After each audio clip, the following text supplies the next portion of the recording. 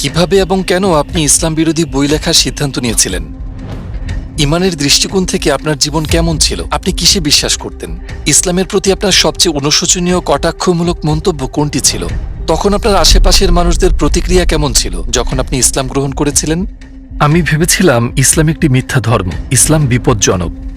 আমি 2000-এরও বেশি হত্যার হুমকি পেয়েছি এবং অবশেষে আমি ইসলামের বিরুদ্ধে বই লেখার সিদ্ধান্ত নিয়েছিলাম। হে আল্লাহ, আমাকে এমন একটি নিদর্শন দেখান যাতে আমি সম্পূর্ণ নিশ্চিত হতে পারি যে এটিই সেই পথ। এই কারণে আমি 2 দিন ধরে ঘুমোতে পারিনি। আমি মেনে নিতে পারছিলাম না, ভীষণ অদ্ভুত লাগছিল।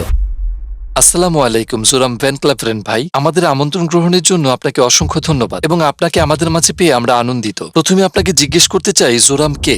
ওয়ালাইকুম আসসালাম। আপনাকে অসংখ্য ধন্যবাদ আমাকে আমন্ত্রণ করার জন্য। এখানে আসতে পেরে আমি খুবই গর্বিত। জোরাম ভ্যান ক্লাভেরেন 23শে জানুয়ারি জন্মগ্রহণ করেন 1979 সালে অ্যামস্টারডাম শহরে একটি খুবই সাধারণ পরিবারে। বাবা, মা, ভাই, ছোট বোন, একটি বিড়াল। অ্যামস্টারডামেই আমার জন্ম এবং বেড়ে ওঠা একটি সক্রিয় প্রোটেস্ট্যান্ট খ্রিস্টান পরিবারে। উচ্চ মাধ্যমিক শেষ করার পর তুলনামূলক ধর্মতত্ত্ব নিয়ে পড়াশোনা শুরু করি। কয়েক বছর শিক্ষকতা করেছি। নেদারল্যান্ডসে তখন অনেক কিছুই ঘটেছে, বিশেষ করে আমার জীবনে। এখন যখন আমি পুরো বিষয়টা অবলোকন করি ইসলাম ধর্মের ব্যাপারে, আমি ফ্রিডম পার্টির জন্য রাজনৈতিকভাবে সক্রিয় হয়ে উঠলাম, সাংসদ মনোনীত হলাম এবং শেষে আমি ইসলাম বিরোধী বই লেখার সিদ্ধান্ত নিলাম, যার শুরুটা হয়েছিল ইসলাম বিদ্বেষ দিয়ে, পরিণত হয় আল্লাহকে খুঁজে পাওয়ার একটি মাধ্যমে এবং আমি মুসলিম হওয়ার মধ্য দিয়ে এই পথের সমাপ্তি। ইমানের দৃষ্টিকোণ থেকে আপনার জীবন কেমন ছিল? আপনি কিসে বিশ্বাস করতেন?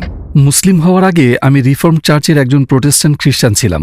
আমরা বাইবেল পড়তাম, বাইবেল অনুসারে আমাদের নাম রাখা হয়েছিল, খ্রিস্ট ধর্মে দীক্ষা দেওয়া হয়েছিল, গির্জায় যেতাম, ইত্যাদি ইত্যাদি। তো আমরা বলতে গেলে বেশ ধার্মিক খ্রিস্টান ছিলাম। অবশ্যই আমি বিশ্বাস করতাম যে একজন সৃষ্টিকর্তা আছেন। আমি জান্নাত জাহান্নামে বিশ্বাস করতাম। আমি ফেরেশতা ওয়াহিতেও বিশ্বাস করতাম। এবং অবশ্যই যে ব্যাপারটি খ্রিস্টানদের মুসলিমদের থেকে আলাদা করে সেটি হলো যে আমি বিশ্বাস করতাম যীশুখ্রিস্ট ঈশ্বরের পুত্র ছিলেন এবং আরেকটু দার্শনিকভাবে বলতে গেলে আমি তাকেই ঈশ্বর বলে মানতাম। আমি অবশ্যই পুনরুত্থানে বিশ্বাস করতাম এবং এও বিশ্বাস করতাম যে যীশুকে ক্রুশবিদ্ধ করা হয়েছিল এবং আমি প্রায়শ্চিত্তে বিশ্বাস করতাম। কিন্তু যেহেতু ট্রিনিটি খুব জটিল একটি ধারণা, আপনি বিশ্বাস করুন আর নাই করুন, এটি এখনও বেশ জটিল। কারণ বাইবেলের মতে ঈশ্বর অবিনশ্বর, কিন্তু আপনি যদি অবিনশ্বর হন এবং একই সাথে আপনার যদি মৃত্যু হয়, আপনি তো একই সময়ে অমর এবং মরণশীল হতে পারেন না। তো একটু বড় হওয়ার পর, ধরুন 15-16 বছর বয়সে, আমি প্রশ্ন করা শুরু করি সেসব বিষয়ে, যেসব আমার কাছে খুব যৌক্তিক মনে হতো না।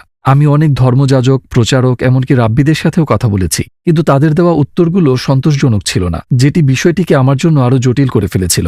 শেষ পর্যন্ত সেসব বিষয়গুলোর ব্যাপারে আমার সন্দেহ থেকেই যায়, কিন্তু আমি অন্ধ বিচারকের মতো এগুলোকে একপাশে রেখে ধর্মটাকে বিশ্বাস করে যাওয়াটাই ভালো মনে করলাম। হয়তো আমি পুরো বিষয়টি বোঝার মতো যথেষ্ট বুদ্ধিমান নই এবং আমি তখনও ঈশ্বরে বিশ্বাস করতাম যে যীশু একজন খুব গুরুত্বপূর্ণ ব্যক্তিত্ব এবং ঈশ্বরের পুত্র। কিন্তু পূর্বে যা ঘটেছে আমি ব্যাপারটিকে ঠিক সেভাবেই রেখে দিলাম। কিভাবে এবং কেন আপনি ইসলাম বিরোধী বই লেখার সিদ্ধান্ত নিয়েছিলেন? উচ্চ মাধ্যমিক শেষে একটি বিশ্ববিদ্যালয়ে ভর্তি হই তুলনামূলক ধর্মতত্ত্ব বিষয়ে পড়াশোনা করার জন্য। এবং চমৎকার ব্যাপার হলো, আমার কলেজের প্রথম দিন, যতদূর মনে পড়ে 2001 সালের 11ই সেপ্টেম্বর, প্রথম দিন থেকেই বুঝলাম, আচ্ছা, এই মুসলিম ছেলেগুলা একটু পাগলের মতোই এবং এই ধর্ম সত্য নয়। তার কয়েক বছর পর নেদারল্যান্ডসে একজন লোক নাম থিউ ভ্যান গগ, উনি একজন বিখ্যাত চলচ্চিত্র নির্মাতা ছিলেন, যাকে রাস্তায় মেরে ফেলা হয়েছিল, তাকে গুলি করা হয়েছিল, তার গলা কাটারও চেষ্টা করেছিল এবং তারা তার পেটে ছুরি ঢুকিয়ে একটি চিঠি রেখে যায় আয়ান হিটসিয়ালি নামের এক মেয়ের জন্য। ওখানে লেখা ছিল, এরপর তোমার পালা। তো এটি আমার ইসলাম বিদ্বেষী অনুভূতিগুলোকে এমনভাবে দৃঢ় করেছিল যে ভাবলাম আমাকে রাজনীতিতে যুক্ত হয়ে কিছু করতে হবে এবং দেশকে ক্ষতির হাত থেকে বাঁচাতে এই অশুভ শক্তিকে থামাতে হবে। আপনি ইসলামের জন্য রাজনীতি শুরু করেছিলেন? হ্যাঁ, এবং সত্যি এটি ইসলামের কারণে ছিল, আর এটি মূল কারণ ছিল আমার বই লেখার, মানুষকে বোঝানোর জন্য যে কেন ইসলাম পৃথিবীর জন্য বিপজ্জনক। আমি যখন বই লিখছিলাম, একটু আগেই যে প্রশ্নগুলোর ব্যাপারে বললাম, খ্রিস্ট ধর্মের ব্যাপারে আমার সেই সন্দেহগুলো আবার মাথায় ঘুরতে লাগলো এবং অবশ্যই সেটি সত্যের ব্যাপারেই ছিল, কারণ আমি একজন বিশ্বাসী খ্রিস্টান ছিলাম এবং আমার যে খ্রিস্টান প্রশ্নগুলো ছিল সেগুলোর উত্তর খুঁজে পেলাম ইসলামের আলোকে। কারণ অবশ্যই যখন আমি বই লেখা শুরু করি, অনেকে ভেবেছিলেন যে এটি একটি রাজনৈতিক বই, কিন্তু সেটি রাজনৈতিক বই ছিল না, এটি ধর্মীয় বই ছিল। কারণ আমি মানুষকে দেখাতে চেয়েছিলাম ইসলাম ধর্ম হিসেবে কেন ভয়ঙ্কর, এবং আমি খ্রিস্টান দৃষ্টিকোণ থেকে বইটি লিখছিলাম। অতএব শুরুতে আমি খ্রিস্টান ধর্মে ঈশ্বরের ধারণা এবং ইসলামিক ধারণার একটি তুলনা তৈরি করতে চাইলাম। আমার ট্রিনিটির ব্যাপারে বেশ কিছু সন্দেহ ছিল এবং আমি ইসলামে তাওহিদ মানে ঈশ্বরের একত্ব দেখলাম হ্যাঁ, এবং সেটি আরো যৌক্তিক মনে হলো। আর তারপর আমি ভাবলাম, বেশ, আমি বাইবেল আবার পড়ব, আরো জানতে, নিজেকে পুনরায় ঝালিয়ে নিতে। আচ্ছা, কেন ইসলামে যে তাওহীদের ধারণা, এক স্রষ্টার ধারণা, সেটি কেন খ্রিস্টান কনসেপ্টে নেই? কিন্তু যখন আমি ওল্ড টেস্টামেন্ট পড়ছিলাম, দেখলাম যে ওল্ড টেস্টামেন্টে রাসূল বারবার বলেছেন এক ঈশ্বর, এক ঈশ্বর, এক ঈশ্বর। আর তারপর আমি ভাবলাম, ঠিক আছে, তাহলে আমি নিউ টেস্টামেন্টেও শুধু যীশুখ্রিস্টের বাণীগুলো দেখি। নিউ টেস্টামেন্টে একটি গল্প ছিল এমন যে কোথাও একজন লোক এসে যিশুকে প্রশ্ন করে, জীবনের সবচেয়ে গুরুত্বপূর্ণ জিনিস কি, আমি কিভাবে স্বর্গ লাভ করব? এবং তিনি বললেন, দুইটি জিনিস রয়েছে। তিনি বললেন, হে ইসরায়েল, তোমার ঈশ্বর এক, এবং তোমার প্রতিবেশীর সাথে এমন ব্যবহার করো যে ব্যবহার তুমি পেতে চাও। তো আমি ভাবলাম, যীশুখ্রিস্ট নিজেও এখানে স্বীকার করছেন, হে ইসরায়েল, তোমার ঈশ্বর এক। আমি বুঝলাম মুসলমানদের এক ঈশ্বর ভাবনাটি ট্রিনিটির চেয়ে বেশি যুক্তিযুক্ত, এবং এই ধারণাটি ওল্ড এবং নিউ টেস্টামেন্টের সাথে সম্পূর্ণ মিলে যাচ্ছে। কিন্তু আমি জানি খ্রিস্ট ধর্ম অন্য কিছু শেখায়। বাইবেলে ঈশ্বর সম্পর্কে যে ধারণা পাওয়া যায় তারা ঠিক তা শেখায় না। তো কয়েক সপ্তাহ গবেষণা করে বেশ কিছু বই পড়ার পর ভাবলাম, ঠিক আছে, হয়তোবা ঈশ্বরের একত্ববাদের ধারণাটি সত্য। তো এভাবেই শুরু হয়েছিল। আপনার গবেষণার জন্য কোন কোন উৎস থেকে সাহায্য নিয়েছিলেন?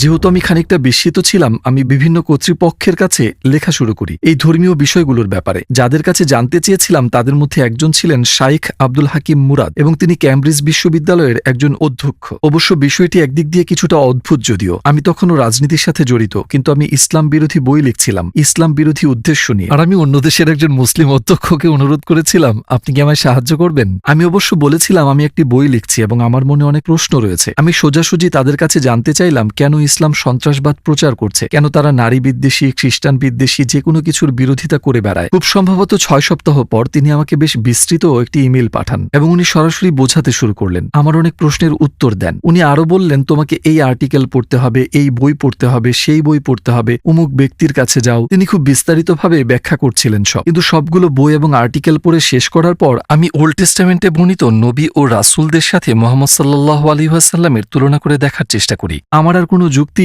অবশিষ্ট ছিল না এটা দাবি করার জন্য যে বাকিরা রাসূল কিন্তু তিনি নন। আমি চিন্তা করলাম, বেশ, আমি যদি মুসা আলাইহিস সালামকে মেনে নিতে পারি, তবে রাসূল সাল্লাল্লাহু আলাইহি ওয়াসাল্লামকে কেন নয়? তাহলে নিশ্চয়ই সেখানে অন্য কারণ থাকবে। আমি ভাবছিলাম, কেন আমি তাকে রাসূল বলে মেনে নিতে পারছি না? হয়তো তার অনেকগুলো স্ত্রী ছিল তাই। কিন্তু আবার আমরা যদি সুলাইমান, রাজা দাউদ কিংবা ইব্রাহিম আলাইহিস সালাম প্রমুখদের দেখি, ওল্ড টেস্টামেন্টে এমন আরো অনেক নবী রয়েছেন যাদের একাধিক স্ত্রী ছিল। আর ধর্মগ্রন্থের বাইরে দেখলেও সাংস্কৃতিকভাবে ইউরোপ, আফ্রিকা, এশিয়া সবখানেই বিভিন্ন কারণে মানুষদের একাধিক স্ত্রী ছিল। তো ভাবলাম, বেশ, এটা কোনো যৌক্তিক কারণ হতে পারে না। একের পর এক সব যুক্তি বাদ পড়তে লাগলো। শেষে আমি ভাবলাম, আমাকে বলতেই হবে, হয় এদের কেউই রাসূল নন, যা আমার পক্ষে মেনে নেওয়া সম্ভব হচ্ছিল না, কারণ তাদের জীবদ্দশায় যা করেছিলেন, বলেছিলেন যে অলৌকিক ঘটনাগুলো ঘটেছিল ইত্যাদি কারণে তারা যা বলতেন এবং করতেন সে ব্যাপারে নিশ্চিত ছিলেন, কেননা তারা রাসূল। এরপর আমি বললাম, ঠিক আছে, ভালো কথা, তাহলে আমাকে মুহাম্মদ সাল্লাল্লাহু আলাইহি সাল্লামকে নবী হিসেবে মেনে নিতে হবে। আমি সন্দেহ করেছিলাম। প্রথমে আমি ভেবেছিলাম যে তিনি আমার জানা ইতিহাসের সবচেয়ে খারাপ মানুষ। পরে ভাবলাম, হয়তো উনি অতটা খারাপ নন, কিন্তু তিনি রাসূল নন। শেষে সন্দেহ হতে শুরু করলো তিনি হয়তো একজন রাসূল। হ্যাঁ, অবশ্যই এতটুকু আসতে আমার অনেক বই পড়তে হয়েছে। প্রফেসর আব্দুল হাকিম মুরাদের সবচেয়ে বুদ্ধিমান পরামর্শ ছিল, তিনি বলেছিলেন, আপনি ইসলাম বিরোধী যে বইগুলো পড়ছেন সেগুলো সব অমুসলিমদের হাতে লেখা। তিনি বললেন, যদি আপনি খ্রিস্ট ধর্মের ব্যাপারে জানতে চান তাহলে নাস্তিকদের বই পড়বেন না, আপনি খ্রিস্টান লেখকদের বই দিয়ে শুরু করবেন। কেন তারা এটিতে বিশ্বাস করে, তাদের যুক্তিগুলো কি? আপনাকে ইসলামের বিষয়েও ঠিক একই কাজ করতে হবে। তো আপনি ইসলামের ধর্মীয় শিক্ষক, পণ্ডিত, তাদের বই পড়া শুরু করুন। আর তখন আপনি জানতে পারবেন, যদি আপনি বইগুলোর তুলনা করেন, তো একই বিষয় নিয়ে মুসলিম লেখকরা লিখেছেন একভাবে এবং অমুসলিমরা লিখেছে অন্যভাবে। আপনি বুঝতে পারবেন কোথায় তারা ভুল করেছে, কোন জায়গায় তারা শব্দের ভুল ব্যাখ্যা করেছে। কখনো হয়তো না জেনেই তারা ভুল করে ফেলে, কিন্তু যেহেতু তারা বোঝেনি কোথায় কি ভুল হয়েছে বা কোথাও কিছু বাদ পড়েছে কিনা, তো দিন শেষে আপনি দেখবেন ঠিক এসব ভুলভ্রান্তির কারণেই প্রতিদিন নতুন নতুন ধর্ম তৈরি হচ্ছে। আমি তার পরামর্শই অনুসরণ করলাম। আমি রাসূল সাল্লাল্লাহু আলাইহি ওয়াসাল্লামের জীবনী পড়েছি তার কথা মতে। আমি মার্টিন লিংসের the life of the prophet based on the earliest source of Muhammad পড়েছি। মার্টিন ধর্মান্তরিত ব্যক্তি ছিলেন, তো তার দেখানো যুক্তির ধরন, তার লেখার পদ্ধতি সবকিছু আমাকে আকৃষ্ট করেছিল, কারণ কোনো একটি বিষয়ে আমাদের দুজনের চিন্তার ধরন সম্পূর্ণ এক ছিল। বইটি পড়ার পরেই প্রথম আমি তাকে একজন সামরিক নেতার দৃষ্টিতে দেখা বন্ধ করি, কারণ আগে তার কথা চিন্তা করলেই মাথায় শুধু যোদ্ধার ছবি ভাসত। কিন্তু বইটি পড়ে আমি তাকে একজন বাবার ভূমিকায় দেখতে পাই, একজন বন্ধু, শিক্ষক ইত্যাদি। তার অনেক চরিত্র আমার সামনে আসে এবং আমি চাইলে অনেক কিছুই বলতে পারি, কিন্তু এটা কখনোই বলতে পারবো না যে তিনি ভালো মানুষ নন। তো তার চরিত্র আমাকে তার ব্যাপারে আরও পড়তে ও জানতে আগ্রহী করে তোলে। আপনার গবেষণায় কোন বিষয়টি আপনাকে অবাক করেছে?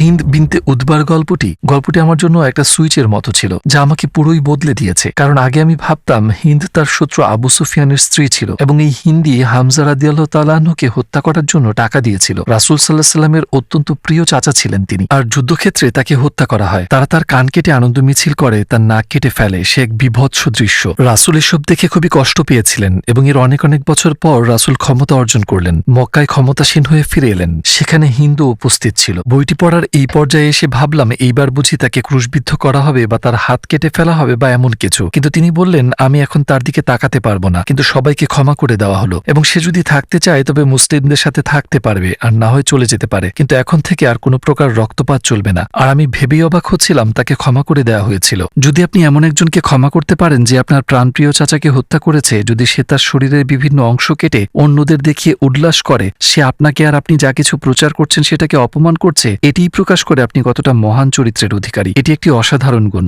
এটি অলৌকিক বিষয় যা আপনি কোথাও খুঁজে পাবেন না। আমি ভাবছিলাম কি অসাধারণ একজন মানুষ তিনি, আর এটি দেখার পর আমার সন্দেহগুলো নিয়ে আমি চিন্তায় পড়ে গেলাম। আমি তার চরিত্র দেখেছি, কিভাবে তিনি অন্যদের সাথে ব্যবহার করেন তা দেখেছি, শত্রুদের প্রতি তার আচরণ কেমন তা দেখেছি। আমার মনে হতে শুরু করে তিনি একজন রাসূল, কিন্তু তারপর আমি ভাবি ওহ এটা তো ভয়ঙ্কর, কারণ আমি ইতিমধ্যেই আল্লাহর একত্ববাদ স্বীকার করেছি আর এখন বলছি তিনি একজন রাসূল। যদি আমি আপনাকে বলি আল্লাহ এক এবং মুহাম্মদ তার রাসূল, তাহলে তো এটি প্রায় কালেমা পড়া হয়ে গেল। আমি ভাবলাম এবার থামতে হবে, বইগুলো পড়া বন্ধ করতে হবে, এটি আমাকে ভুল গন্তব্যে নিয়ে যাচ্ছে। তবে অবশ্যই আমি আর আগের মতো ইসলাম বিরোধী ছিলাম না, আমি যা যা পড়েছি দেখেছি আর আমার অভিজ্ঞতার কারণে। এখন আমি আপনাকে যা বলবো হয়তো রূপকথার মতো শোনাবে, কিন্তু এটা সত্যিই ঘটেছিল। আমার টেবিলের উপর সব বইগুলো ছড়িয়ে রাখা, যখন আমার মনে হচ্ছিল যে এটি একরকম কালেমা শাহাদাতি পড়া হয়ে গেল, আমি বিরক্ত হয়ে আপাতত সবগুলো বই সরিয়ে একটা উঁচু তাকে রেখে দিলাম। কিন্তু সেখানে এত বই ছিল যে অনেকগুলো বই তাক থেকে পড়ে গেল। পড়ে যাওয়া বইয়ের সাথে আল কোরআনও পড়ে গেল। আমি যখন বইটি তুললাম আমার হাত পড়েছিল ঠিক 22 নম্বর সূরার 46 নম্বর আয়াতে, যেখানে লেখা ছিল প্রকৃতপক্ষে তাদের চোখ অন্ধ নয় বরং তাদের হৃদয় অন্ধ। আমি ভাবলাম আরে এটি তো আমার আসল সমস্যা, কারণ আমার চোখ নয়, আমি স্পষ্ট দেখতে পারছি। নিজ হাতে যা লিখছি কেউই আমাকে সেই বই লিখতে জোর করেনি, কি লিখবো সেটাও কেউ বলে দেয়নি, নিজেই লেখা শুরু করেছিলাম, নিজের চোখে সব দেখতে পারছি। আচ্ছা মানলাম তিনি রাসূল, ঈশ্বর একজন, কিন্তু বিষয়টাকে গ্রহণ করতে পারছিলাম না, কারণ আমার চোখ অন্ধ ছিল না, আমার হৃদয় অন্ধ ছিল। আমি মন থেকে মেনে নিতে পারছিলাম না। আমার মনে হয় আমার নফস বা আমার অহংকারের কারণেই আমার মেনে নিতে কষ্ট হচ্ছিল। তখন আমি বললাম হে প্রভু, আপনি বাইবেলের ঈশ্বর নাকি কোরআনের আল্লাহ আমি আর পরোয়া করি না, আমাকে শুধু একটি মাত্র ইঙ্গিত দিন যাতে আমি শতভাগ নিশ্চিত হতে পারি এটাই সঠিক পথ। তারপর আমি ঘুমিয়ে পড়লাম, কিন্তু ঘুম থেকে ওঠার পর কেন জানি না মনের মধ্যে খুব শান্তি পাচ্ছিলাম। আমি সত্যিই খুব নিরাপদ বোধ করছিলাম। এর পূর্বে আমি কখনো এতটা শান্তি অনুভব করিনি। পুরো বিষয়টি নিয়ে আমার যে উদ্বিগ্নতা বা সন্দেহ ছিল সূর্যের তাপে তুষারের মতো, তা আমার মন থেকে পুরো উধাও হয়ে গেল। আমি ভাবলাম আমি মনে হয় মুসলমান হয়ে গেছি, তো এখন সবাইকে বিষয়টি জানানোর পালা। আপনার আশেপাশের লোকজনের প্রতিক্রিয়া কেমন ছিল যখন আপনি মুসলিম হয়ে গেলেন? আসসালামু আলাইকুম প্রিয় ভাই ও বোনেরা, আমরা দেখছি যে আমাদের দর্শকদের 80% মানুষজন আমাদের চ্যানেলে সাবস্ক্রাইব করেননি। আপনারা যেমনটি জানেন আমরা একটি অলাভজনক প্রতিষ্ঠান, আর আমরা আমাদের কোনো ভিডিওতে বিজ্ঞাপন চালাই না। আমাদের লক্ষ্যই হলো শুধু সত্যকে প্রচার করা। কাজটা ছোট হতে পারে, কিন্তু ইনশাল্লাহ অনেকের জন্য এটি পথ চলার সহায়ক হবে। এখন সাবস্ক্রাইব বাটনে ক্লিক করুন এবং একসাথে পথ চলি অনন্তকালের দিকে। আপনার আশেপাশের লোকজনের প্রতিক্রিয়া কেমন ছিল যখন আপনি মুসলিম হয়ে গেলেন? বেশিরভাগের প্রতিক্রিয়াই নেতিবাচক ছিল। অবশ্যই অনেকের জন্য, বিশেষ করে কিছু নিকটাত্মীয়কে এটি একটু বেশি অবাক করে দিয়েছিল। তারা যখন সংবাদ মাধ্যম থেকে বিষয়টি জানতে পারে, আমি আমার মাকে যখন জানালাম তিনি কাঁদতে শুরু করলেন, আর আমার স্ত্রী বেশ সহানুভূতিশীল ছিল এই ব্যাপারে। সে বলল যদি তুমি ইসলামে বিশ্বাস করো এবং সেটি যদি তোমার অন্তরে থাকে আমি কিছু বলার কে। আমার পুরনো অফিসের কিছু লোক বেশ আক্রমণাত্মক হয়ে গিয়েছিল তখন। আমি 2000-এর চেয়েও বেশি হত্যার হুমকি পেয়েছি, এমনকি তাদের থেকেও যারা একসময় আমাকে সমর্থন করত, যারা আমাকে ভোট দিয়েছিল। মানুষজন অনেক আজে বাজে কথা শুনিয়েছে আমাকে, তোমার স্ত্রীকে ধর্ষণ করব, তোমাকে গুলি করব, আমরা জানি তোমার সন্তানেরা কোন স্কুলে যায়, এমন অনেক কিছু। সেগুলোর বেশিরভাগই অবশ্য অর্থহীন কথা ছিল, কারণ পাগল লোকজন কম্পিউটারে বসে অনলাইনে লিখছে সেগুলো। তো তখন একটু এলোমেলো সময় চলছিল। আমার আগের চাকরিটা ছেড়ে দিতে হয়েছিল অবশ্যই, কারণ সেটি একটি খ্রিস্টান সংগঠন ছিল। দলনেতাকে বিষয়টি বলার পর সে বলল আমি সত্যি বিশ্বাস করতে পারছি না। আমি তোমার মাঝে কিছুটা পরিবর্তন খেয়াল করেছিলাম অবশ্য, যখন তুমি একটি বিষয় নিয়ে রেডিওতে কথা বলছিলে। তোমাকে তখন ইসলামের ব্যাপারে আগের চেয়ে কিছুটা নমনীয় মনে হয়েছিল, আগের মতো তেমন কঠোর ছিলে না, কিন্তু তুমি মুসলিম হয়ে যাওয়াটা। আমি বললাম হ্যাঁ আমি মুসলিম হয়েছি। সে বলল আমি বিষয়টা চিন্তা করেই 2 দিন ঘুমোতে পারিনি। আমি কোনোভাবেই মেনে নিতে পারছিলাম না, এটা খুবই অদ্ভুত ছিল। কিন্তু সবচেয়ে কঠিন হয়ে দাঁড়ালো আমার নানাকে বিষয়টি জানানো, কারণ আমার নানা তখন প্রায় মৃত্যু মুখে। তার বয়স 93-94-এর আশেপাশে তখন। তোমার নানাকে এ কথা তোমার নিজেকেই বলতে হবে। আমি বললাম ঠিক আছে, কিন্তু তোমাকে আমার সাথে আসতে হবে, কারণ তিনি আমার ঢালের মতো ছিলেন। আর আমি সেখানে গিয়ে বললাম নানা আমি মুসলিম হয়ে গিয়েছি। শুনে তিনি তার চোখ বন্ধ করলেন। আমি ভাবলাম তার নিঃশ্বাস বন্ধ হয়ে গিয়েছে কিনা, যেহেতু তার বয়স হয়েছে অনেক। সত্যিই কিছুক্ষণ তার নিঃশ্বাস বন্ধ ছিল, তারপর তিনি আবার শ্বাস নেওয়া শুরু করলেন আর আমার দিকে তাকিয়ে বললেন, অন্তত তুমি ক্যাথলিক তো হয়ে যাওনি। বেশ মজার ছিল বিষয়টি। আর শেষে আমার আগের রেডিওর বস আমাকে বলল, আমরা কিভাবে বুঝবো যে তুমি একদিন হিন্দু বা অন্য কিছু হয়ে যাবে না? বললাম, আমি কখনোই ধর্মকে বেছে নিইনি, শুধু এই একবার ছাড়া। আমার মুসলিম হওয়াটাই শুধু আমি বেছে নিয়েছি। এর আগেও আমি কোনো ধর্ম বেছে নিইনি। আমি খ্রিস্টান পরিবারে জন্মগ্রহণ করেছি, খ্রিস্টান হিসেবে বড় করা হয়েছে আমাকে। আর সেই কারণে যেসব ভালো জিনিস আমার কাছে এসেছে তার জন্য আমি খুব কৃতজ্ঞ, কিন্তু সেটা আমার সিদ্ধান্ত ছিল না। আর জীবনে একবারই আমি এই বিষয়ে সিদ্ধান্ত নিয়েছি, যখন আমি মুসলিম হওয়ার সিদ্ধান্ত নিলাম। আর এটি সবচেয়ে, যেমনটি আমি বললাম, আমার মনে হয় আমার নেওয়া সবচেয়ে গুরুত্বপূর্ণ সিদ্ধান্ত ছিল, সবচেয়ে যুক্তিসঙ্গত সিদ্ধান্তও ছিল। জীবনে কোনো সিদ্ধান্ত নিতে আমি বছরের পর বছর সময় লাগাইনি, শুধুমাত্র এই সিদ্ধান্তটি ছাড়া। প্রথম নামাজ আদায়ে আপনার কেমন লেগেছিল? অবশ্যই খুব সুন্দর একটি মুহূর্ত ছিল, বেশ আজবও লাগছিল বটে, কারণ একজন খ্রিস্টান হিসেবে আমি অবশ্যই ওভাবে প্রার্থনা করতে অভ্যস্ত ছিলাম না। আপনি আমার হাত জোর করেন আর হয়তো হাঁটু গেড়ে বসেন বাথ বা অন্য কিছুর সামনে। আমার মনে হয় ব্যাপারটা খুব সুন্দর যে আপনি সিজদা করছেন, অতঃপর আপনি সত্যিই আপনার প্রভুর কাছে গভীরভাবে মাথা নত করছেন। তাই আমার মনে হয় এটি অত্যন্ত বিনয়ী এবং সুন্দর একটি ব্যাপার। এটি আমাকে অত্যন্ত মুগ্ধ করেছিল। আপনার জীবনে ঘটে যাওয়া 3টি বড় চ্যালেঞ্জের নাম বলুন। অবশ্যই আমার মুসলিম হওয়াটা একটি বড় চ্যালেঞ্জ ছিল, কারণ আমাকে আমার পরিবারের কাছে এবং পুরো পৃথিবীর কাছে প্রশ্নবিদ্ধ হতে হয়েছিল, আর ওইটি একটি বড় চ্যালেঞ্জ ছিল। আমি ভেবেছিলাম যে মুসলিম হওয়াটা খুব কঠিন কাজ হবে, কারণ একজন প্রোটেস্ট্যান্ট খ্রিস্টান হিসেবে ধর্মীয়ভাবে পালন করার সেখানে তেমন কিছু নেই। কিন্তু একজন মুসলিমকে কিছু বিষয় চর্চা করতে হয়, দৈনিক 5 বার বাধ্যতামূলক নামাজ পড়তে হয়, একটি সুনির্দিষ্ট নিয়ম মেনে খেতে হয়, চিন্তা করতে হয় নির্দিষ্ট গঠনমূলক পদ্ধতিতে। আপনাকে সর্বোৎকৃষ্ট হতে হবে প্রতিটা মুহূর্তে, আপনাকে সৃষ্টিকর্তার সাথে আপনার সম্পর্কের কারণে, আর শুধুমাত্র এ কারণেই আপনাকে দিনে 5 বার সালাত আদায় করতে হবে। এটি সবসময় সৃষ্টিকর্তার কথা মনে করিয়ে দিচ্ছে, এবং এটি আপনাকে সবসময় স্মরণ করিয়ে দিচ্ছে যে আপনার একজন প্রভু আছে, যা খ্রিস্টান হিসেবে অনুভব করা সম্ভব নয়। আমি এভাবেই উপলব্ধি করেছি, আর আমি মনে মনে ভাবি, ও 5 বার নামাজ আদায় করতে হবে আজ, আমি এটা করতে পারবো না, সেটা করতে পারবো না। তো আমি মাথায় এটাকে কঠিন বানিয়ে ফেলেছিলাম, কিন্তু মুসলিম হওয়ার পর এসব সহজ হয়ে গেল। আপনি কি আপনার সন্তানদের মুসলিম হিসেবে বড় করছেন? চেষ্টা করছি অবশ্যই। আমি জানি না কখন কিভাবে যে আপনি একজন মুসলিমকেই বড় করছেন। আমার মনে হয় এটি অনেক কঠিন একটি দায়িত্ব, বিশেষ করে বর্তমান প্রেক্ষাপটে। অবশ্য আমি যখন বিয়ে করি তখন আমি মুসলিম ছিলাম না। আমি আমার সন্তানদের খ্রিস্টান হিসেবে লালন পালন করার প্রতিজ্ঞা করেছি। আমি মুসলিম হওয়ার পর অবশ্যই আমি আমার সন্তানদের খ্রিস্টান হিসেবে বড় করছি না। আমার বাচ্চাদের যদি খ্রিস্ট ধর্ম সম্পর্কে কোনো প্রশ্ন থাকে, তারা আমার স্ত্রীকে জিজ্ঞেস করে উত্তরের জন্য, আর আমার কাছে আসলে ইসলামিক সমাধান পায়। কিন্তু বেশিরভাগ সময় সে বলে দেয়, তোমাদের বাবাকে জিজ্ঞেস করো। আমার স্ত্রী সবার জন্য হালাল খাবার রান্না করে, এটি খুবই সুন্দর একটি ব্যাপার। সে বলে, আমি 5 ধরনের খাবার রান্না করতে পারবো না, তো সবাই একই খাবার খাবে, তুমি হালাল খেলে সবাই হালাল খাবে। একদিক থেকে এটা অনেকটা স্বাভাবিক হয়ে যাচ্ছে। ইসলামের প্রতি আপনার সবচেয়ে অনুশোচনীয় কটাক্ষমূলক মন্তব্য কোনটি ছিল? আমার মনে হয় ইসলাম মিথ্যা, কারণ এটি আমি প্রায়ই বলে থাকতাম, ইসলাম মিথ্যা, কোরআন বিষাক্ত গ্রন্থ। কিন্তু যখন আমি বলতাম ইসলাম মিথ্যা, তখন আমি পুরো ধর্মকে এবং তার সাথে যা আছে সবকিছুকেই বোঝাতাম। তো সেটি এক মাপের অনেক বড় জাহিলিয়াত ছিল আমার মতে। তো এই বিষয়টি নিয়ে আমি খুবই অনুতপ্ত। ইসলাম মিথ্যা হওয়ার ধারণাটি ছাতার মতো ছিল এক প্রকার, আর বাকি সবকিছু এই ধারণার নিচে, কারণ সেটিই ছিল আমার বদ্ধমূল ধারণা। আর অবশ্যই আমি নিজেকে দোষ দিই এবং এও জানি যে অনেক মানুষ যারা প্র্যাকটিসিং মুসলিম না, তারাও এটি করে। আর একভাবে আমি বুঝতে পারি বিষয়টি, কারণ রাজনৈতিক দৃষ্টিকোণ থেকে, সামাজিকভাবে, সাংস্কৃতিকভাবে যা বলা এবং করা হয় তা সারা জীবন থেকে যায়। আমাকে মাঝে মধ্যে আমার পুরনো পার্টির লোকজন থেকে শুনতে হয় যে আমি একরকম নাকি তাদের অপমান করেছি। তো এটি আমাকে কষ্ট দেয়, আর এটি একটি অন্যতম কারণ যার জন্য আমরা IXC বা ইসলাম অভিজ্ঞতা কেন্দ্র নামক সংগঠন চালু করি। আমরা স্কুলগুলোতে যাই, primary school, high school, college, বিশ্ববিদ্যালয়, সরকারের 2টি অফিসিয়াল বিভাগে, অন্যান্য সামাজিক সংগঠনগুলোতে, এমনকি চার্চেও যাই, ইসলাম সম্পর্কে ভ্রান্ত ধারণাগুলো দূর করতে, ইসলামের দাওয়াত পৌঁছাতে, ইসলামের প্রকৃত রূপ তুলে ধরতে ভার্চুয়াল রিয়েলিটি ব্যবহার করি, যাতে তাদের শেখার অভিজ্ঞতাটি বেশ মজার হয়। আমি খুব চেষ্টা করছি পুরনোকে মুছে ফেলতে।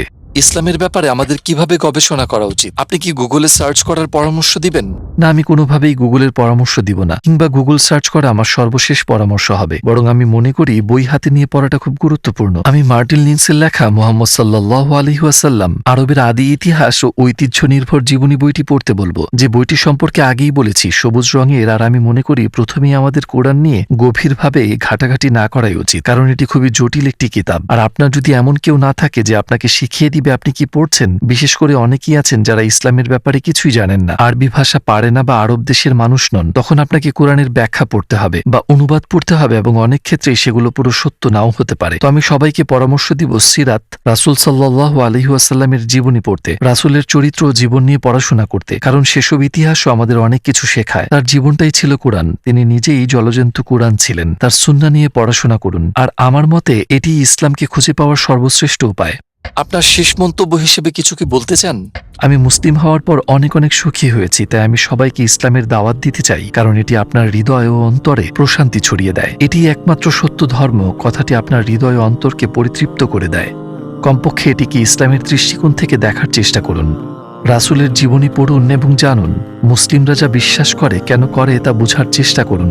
মুসলিমদের ব্যবহার দেখে সিদ্ধান্ত নেবেন না, কারণ সব মুসলিম কিন্তু প্রকৃত মুসলিম নয়। আমিও প্রকৃত মুসলিম হতে পারিনি এখনো, আমিও সবসময় মুসলিমদের মতো চলতে পারি না। আমি সহ আমাদের সবারই চলা উচিত, কিন্তু আপনি সব উদাহরণের শ্রেষ্ঠ উদাহরণ রাসূলকে অনুসরণ করুন। আপনি যদি তার জীবনী পড়েন, তাহলে হয়তো আপনি নিশ্চয়ই সত্যের সঠিক দিক নির্দেশনা পাবেন।